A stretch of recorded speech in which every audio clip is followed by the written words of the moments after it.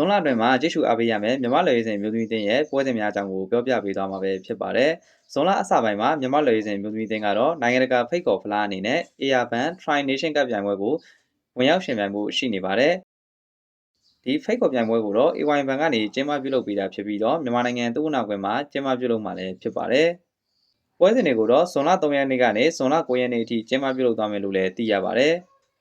ပွဲစဉ်အနေနဲ့ကတော့မြန်မာအသင်းကဥဇဘက်ကစ္စတန်အသင်းနဲ့ဇွန်လ3ရက်နေ့ညနေ4:00နာရီချိန်မှာစတင်ရှင်ပြိုင်ကစားရမှာပဲဖြစ်ပါတယ်။နောက်ထပ်ပွဲစဉ်ကတော့ဥဇဘက်ကစ္စတန်အသင်းနဲ့ထိုင်းအသင်းရဲ့ပွဲစဉ်ပဲဖြစ်ပါတယ်။ထိုပွဲစဉ်ကိုဇွန်လ6ရက်နေ့စနေနေ့ညနေ4:00နာရီချိန်မှာရှင်ပြိုင်ကစားသွားဖို့ရှိနေပါတယ်။နောက်ဆုံးပွဲစဉ်ကတော့မြန်မာနဲ့ထိုင်းပွဲစဉ်ပဲဖြစ်ပါတယ်။ဒီပွဲစဉ်ကိုတော့ဇွန်လ9ရက်နေ့အင်္ဂါနေ့ညနေ4:00နာရီမှာရှင်ပြိုင်ကစားသွားမှာလည်းဖြစ်ပါတယ်။လက်ရှိမှာတော့မြန်မာလူရေးစဉ်မျိုးသမီးတင်းကလေ့ကျင့်မှုတွေကိုစတင်ပြုလုပ်နေပြီပဲဖြစ်ပါတယ်။ကြီးပါရောက်နေတဲ့မြန်မာလူရေးစဉ်မျိုးသမီးကစားသမားတွေကတော့မေလလယ်လောက်မှာလာရောက်ပူးပေါင်းမယ်လို့လည်းသိရှိရပါတယ်။အားပေးကြည့်ရှုခဲ့တဲ့ပရိသတ်တွေအားလုံးကိုကျေးဇူးတင်ပါတယ်။နောက်ထပ်ဗီဒီယိုတွေလည်းထပ်မံတင်ဆက်ပေးသွားမှာဖြစ်တဲ့အတွက် channel လေးကို subscribe follow လုပ်ခဲ့ပေးဖို့အကြံပြုချင်ပါတယ်။အားလုံးကိုကျေးဇူးတင်ပါတယ်ခင်ဗျာ။